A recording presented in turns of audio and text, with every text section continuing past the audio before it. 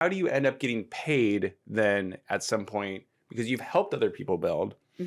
How did you that process end up happening where you end up helping other people build? Yeah, as I was building, I would go into preschool and I'd have paint in my hair or dirt on my boots, and people would ask me about it, of course, because it looked a little odd. And I would talk about that I was building my house, and suddenly people were calling me, do you have subs? What do I do? How do I pick out this? What do I do? And my husband looked at me and goes, you should be paid for that. So I went down and got a project management license. And I started to help owner builders build, and I just charged by the hour or by the project, and it worked out really well. And so you end up being just kind of the liaison between them and the subs, and you're helping them find the subs, and you're helping them, because that's a big part of this too, right? Is basically lining up all these different subcontractors and building their trust. And then were you helping them pick the finishes and that kind of thing too? Yes, sort of from the very beginning all the way through. Who to talk to.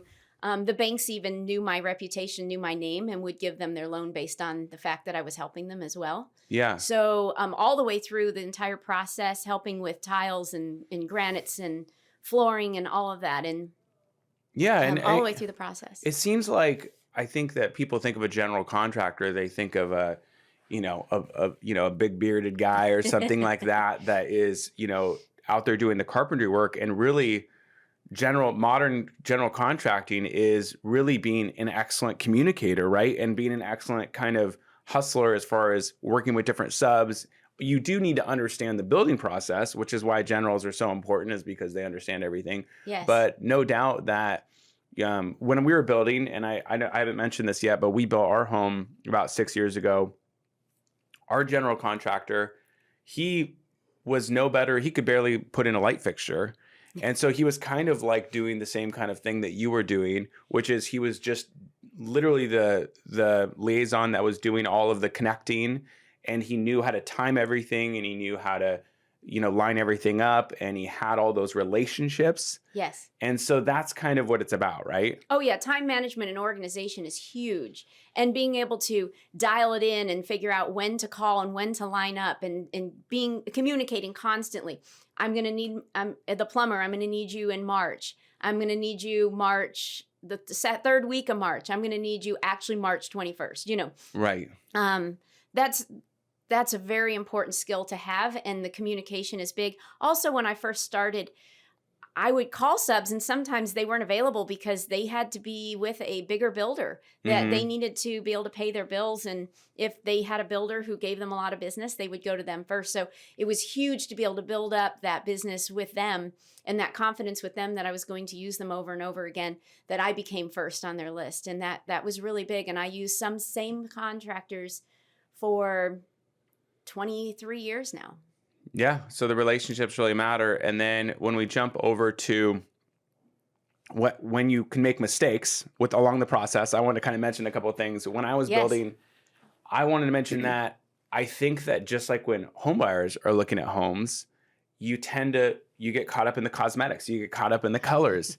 And, when you're building a home, I felt like the mistakes we made was we were completely caught up in the scheme.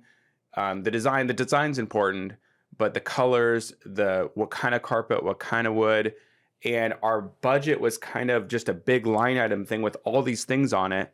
And we were just kind of cutting everywhere we could in any way to keep everything in budget, instead of actually just every item really looking at it for what it was and studying it. So what I mean by that is when you're building a home, what really matters? What really matters is the windows, the doors, the home itself, the structural parts of the home, and understanding what you're going to do, what heating system you're going to put in, the efficiency. We talked about this before we got on this.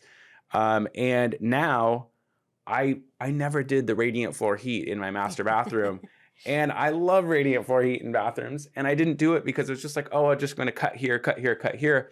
I wish I would have either just spent the money because I really wanted it, or went ahead and lowered the price, found a tile that was $2 less a square foot to get that in my budget. So there's some things that you can redo later, like carpet, but there's other things like radiant floor heat where the time to do it is, if you're going to make that decision, is now. So really studying and prioritizing what's important to you and doing the big things that you want to do up front. And then the cosmetics being secondary, essentially, is as hard as that is to do. Yeah, you're absolutely right. And, not everybody, when I first started building, we just needed a roof over our head. Right. I mean, we were building and we did a beautiful home, but the most important thing was that roof over our head.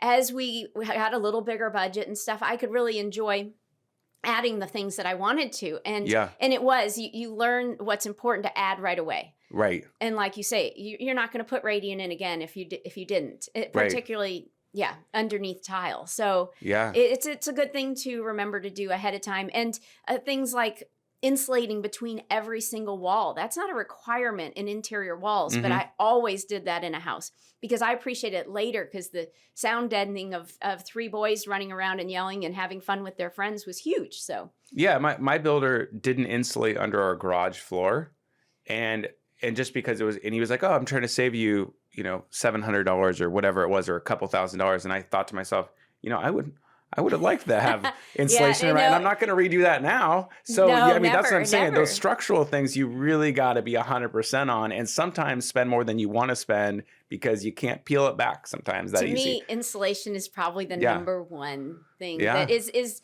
one of the cheaper items that is really good to put in extra. So absolutely. Okay, so let's talk about just to kind of finish up, what are some tips to somebody who's looking to build? What steps should they take first? What should they look for in land? I mean, what steps would you recommend to somebody to take first if they're looking into building? I would talk to a bank first, unless you have full cash to be able to take care of the project. Going to a bank and finding out what it looks like. Sometimes they'll require you to pay cash for the land or a fairly good sizable down payment. Then talking to a general contractor. What does this look like? What is your availability? How much dollars per square foot? What does your dollars per square foot look like? Can I spend $12,000 on cabinets or can I spend $100,000 on cabinets? What does that look like? Really sitting down and figuring out, are you going to get at the end what you're truly looking for? And then finding out about those hidden costs. If you're into raw land, you're going to have a lot of hidden costs of environmental engineers and stormwater and treatment and all of those, maybe drilling a well. Yes, wetland delineations. And those are going to add up. They could add up $20,000, $50,000 or more.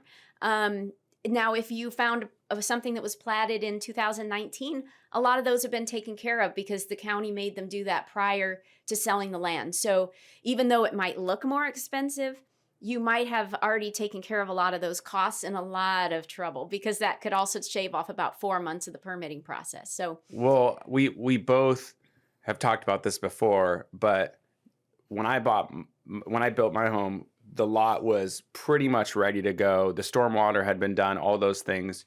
Your last home that you built, yes. What was the story on that? Like, how did you end up? Wasn't the lot pretty much ready to go as well? Oh, part of the reason I bought the property we did is because it already had a permit on it. And so I just had to be okay with the house but I was able to tweak the inside and tweak the windows and really put my personality into it. And I absolutely love it. And it took out so much of the stress to have that already done.